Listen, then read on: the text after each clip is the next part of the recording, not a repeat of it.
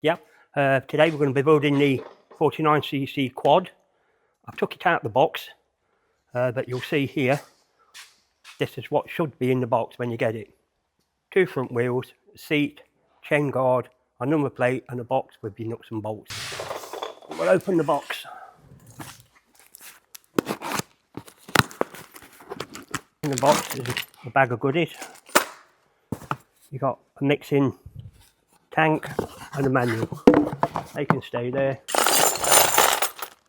We'll start at the back. In the bag you've got a reflector, 8mm nut, so the back reflector goes on. See there, bracket. Tighten it, not too tight because you'll pull the bolt out, so just nip it tight enough. There we go. Once we've done that, as you can see below it, you've got your suspension and your suspension bolt, so take those out. Lift the back arm up, making sure that the chain stays on the sprocket. Once that's there, push that into the bracket. Put the bolt through. Got a 30mm nut, a 12mm bolt. So we've got a 12mm and a 13mm. And we just tighten that up.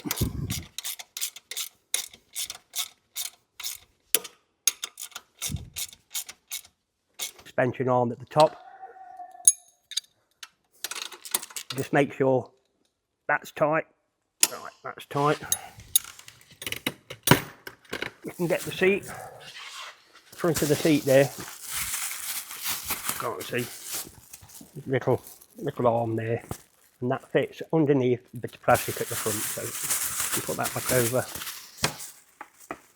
Push that in. Make sure it goes under.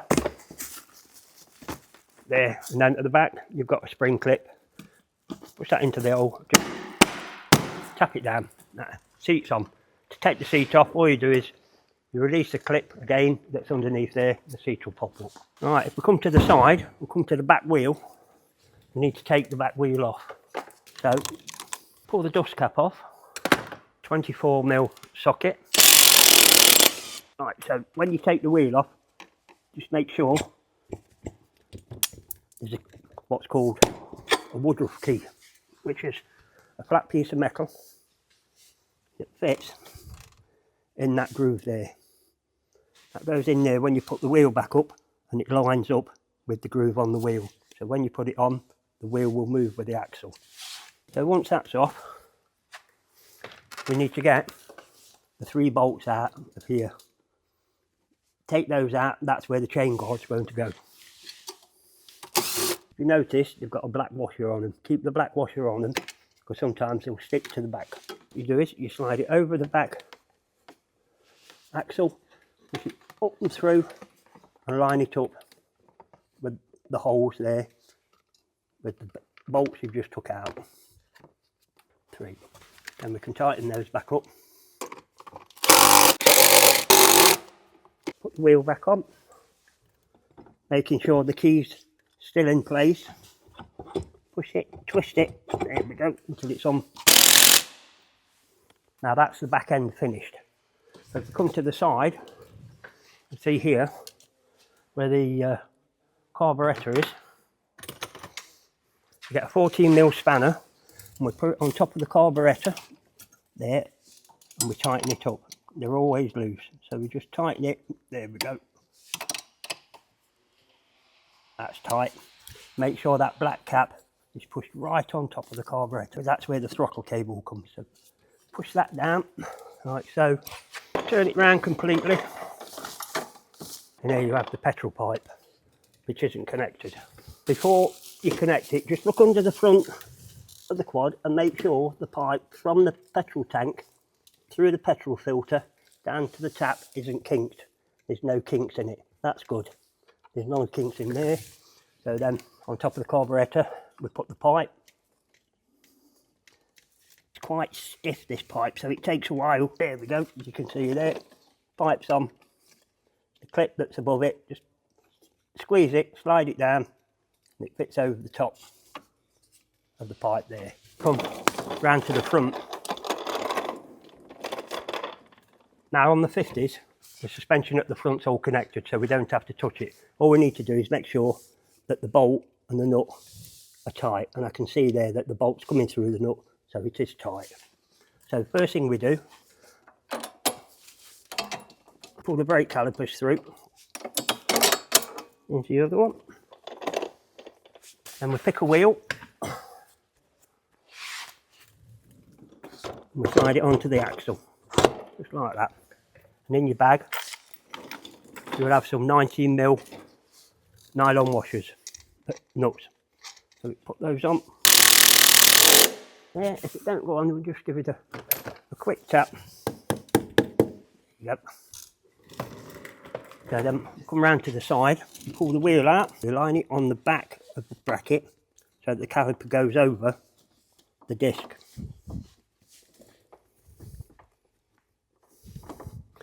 Right, so then small Allen key we've got here, which is a H5.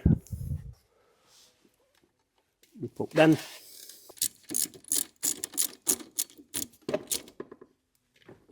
Don't over tighten them because they're only little bolts.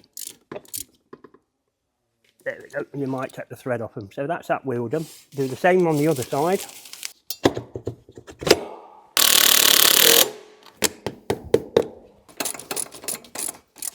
Once we've done the two wheels, move on to the handlebars.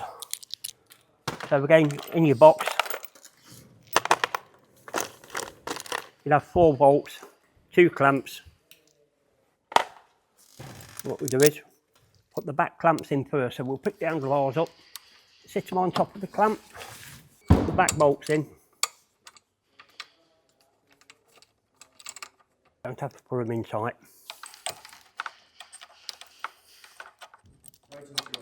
Right, once we've got the 2 back bolts in, get the number plate. We put 2 bolts through the number plate, like so. Fingers on the top. Pull the handlebars forward and put the number plate behind all the wires. Then slot it in like that. So all the cables, the wires are on the outside, not the inside of the number plate. And just take the foam off for a minute while I bolt it down, making sure the handlebars are in the centre.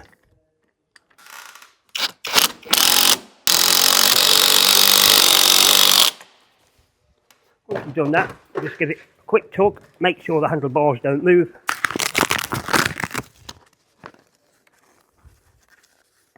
Brakes on this, they're always loose, so we'll pull the brakes up, get them in position using an Allen key.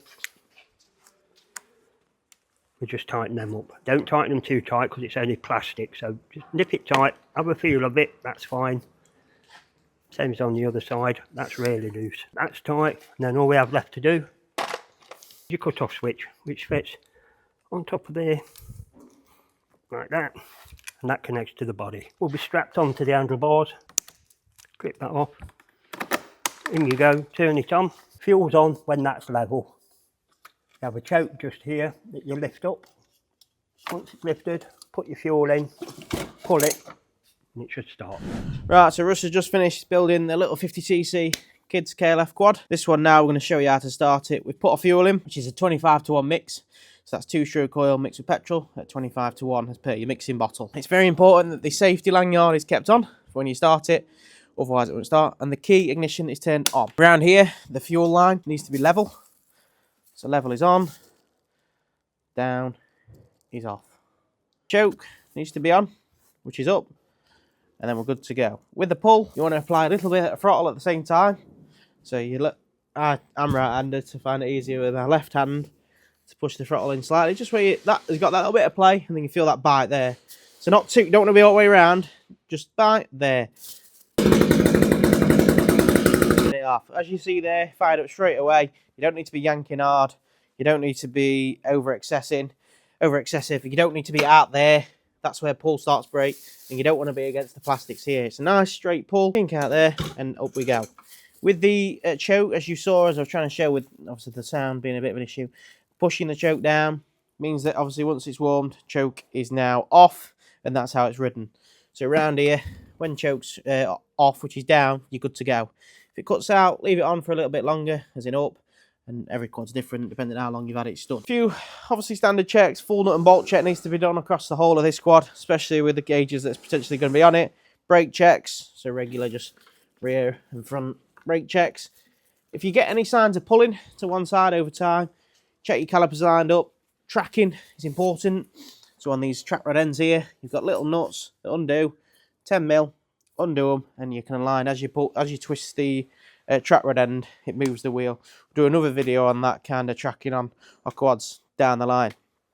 A couple of other hints and tips for this one. If you ever feel like it's cutting out and it sounds like it's like bogging, on these, you've got a little gold screw down here with a spring around it. Little flathead, keep going, there you go. That's it, yeah, there. Turn that ever so slightly to the right, it turns the idle up. Turn it too far, the quad could move on its own, so be very careful. Also only do it when it's turned on, so you can gauge and ensure that you're finding that right sweet spot. On the opposite, if it starts moving or if it's too high revs, turn it to the left. It's a very important tip. It's commonly asked on these kind of machines. 25-to-1 mix, remember, or use a big jerry can, 5 litres of petrol, 250ml of oil, and then as it runs in, follow your manual, your service plan, so your warranty's all in line. Remember, if you like these videos, give us a shout, drop any comments if you've got any more questions on these kind of machines, any product we do. Hopefully that helps you. quad-rails.com